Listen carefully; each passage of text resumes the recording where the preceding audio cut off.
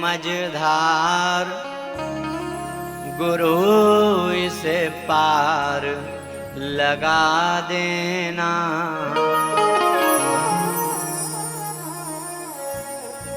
तुम तो जानो गुरु जी घट घट की, मेरी नैया भंवर बिच अटकी। ओ कहीं डूब ना जाए मझधार, बोलो गुरु इसे पार। गाओ मेरी नैया बड़ी है।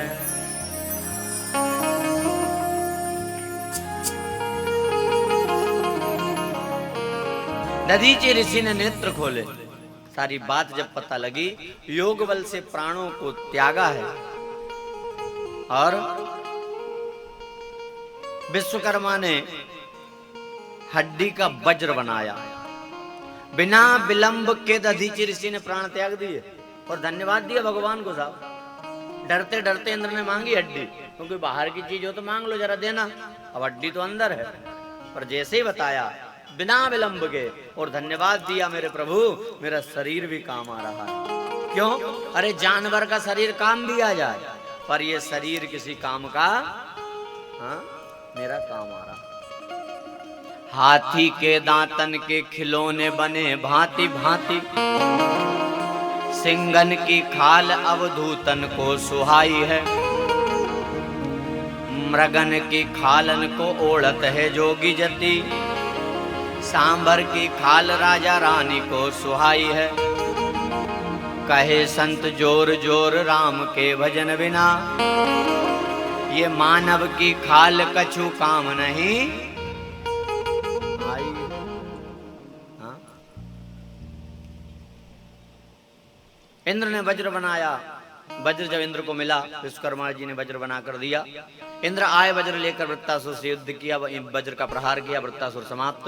आकाश से पुष्प वर्षा जय जयकार की ध्वनि हुई है। बोलिए भक्तवत्सल भगवान की, सदगुरुदेव भगवान की। तपस्या से उत्पन्न है वृत्तासुर, फिर ब्रह्महत्या लगी है।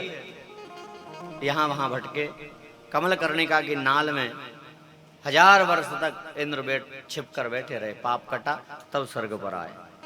सार है मन कहीं उलझा, मन में अभिमान आया, ऐसा ना हो चक्कर में पड़ जाए। आइए आगे चलते हैं। बात मन की है। कल आपने कथा सुनी थी ना ध्रुव जी की, छोटे से बालक। ऐसे ही छोटे से बालक की कथा आ रही है। कौन? प्रहलाद। राक्षसों की मां दिति ने 55 व्रत किया, ऐसी संतान हो जो राक्षसों को स्वर्ग दिला। तो गर्भस्थ संतान इंद्र ने 60 टुकड़े करे, साथ साथ उन 50 टुकड़े करे। मरे नहीं, उन्हें मरुद्गण बना के अपने साथ ले गए।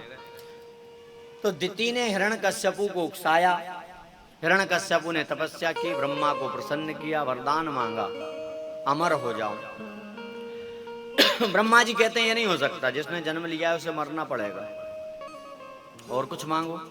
तो क्या मांगा कि दिन में मरू ना, रात में, अंदर ना, जल में ना, थल में, अस्त्र से ना शस्त्र से, मनुष्य से ना पशु से। तथास्तु। अब हिरण्यकश्यपु ने पाप कर्म प्रारंभ की, अत्याचार प्रारंभ किया, पृथ्वी तक अकुला गई। हाँ अच्छा, जिस समय हिरण्यकश्यपु तपस्या करने गया, उसकी पत्नी कयाधु गर्भवती थी। नारद जी ने ऐसा ज्ञान दिया, वो गर्भस्थ संतान भक्त प्रहलाद बनी है और अवतरित हुई है। हाँ? प्रहलाद जी जब बड़े हुए, चारों तरफ पाप अत्याचार। प्रहलाद जी को पढ़ाई करने शुक्राचार्य जी के आश्रम भेज दिया।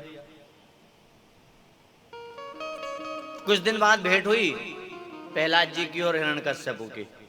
तो प्रहलाद जी इसका बेटा क्या सीखा जरा सुना। तो प्रहलाद जी कहते हैं हिरण्यकश्यपु से, पिताजी मैंने ये सीखा कि जीवन मिला है, बड़ा अनमोल है, बड़ा दुर्लभ है। मनुष्य को चाहिए भक्ति करे, विष्णु की भक्ति करे, जिसमें मन लगे। प्रहलाद जी कह रहे हैं पिताजी हमारे धर्म में 9 प्रकार की भक्ति है। हाँ? श्रवणम कीर्तनम विष्णुर स्मरणं पाद सेवनम अर्चनम वंदनम दास्य सख्यमात्मनिवेदनम। और जैसे विष्णु का नाम सुना हिरण्यकश्यपु को क्रोध आ गया। शुक्राचार्य का यही पढ़ा रहे। हाँ? अब ध्यान रखना, आखिरी मौका है। आश्रम में आए शुक्राचार्य जी ने कहा भैया हम यही सिखा रहे, यही पढ़ा रहे। हाँ? ये संडा मर्क जिनको जिम्मेदारी क्यों ये पढ़ा रहे हो? बोल नहीं हमने तो नहीं पढ़ाया, पता नहीं कहाँ से पढ़ के आया। प्रहलाद जी कह तुम क्या पढ़ाओगे रे, मेरे गुरुजी तो नारद जी हैं। गर्भ में ही वो ज्ञान दिया। हाँ? और शुक्राचार्य जी से प्रहलाद जी कह रहे हैं गुरुजी गुरु का काम है सत्य का ज्ञान कराना, और आप पढ़ा रहे हो मेरे पिताजी भगवान है, क्या सही है? बोले सही तो नहीं है रे बेटा, पर डर लगे। हाँ? प्रहलाद जी ने कहा मेरे पिताजी का डर लगता, और जो जगत पिता है उसका डर नहीं लगता। बोले लगता उसका भी दादा, पर वो बाद में देखे हो तो यही है छाती पे। हाँ? अंत में का प्रहलाद से भैया हमारी चिंता कर ले। बोले ठीक।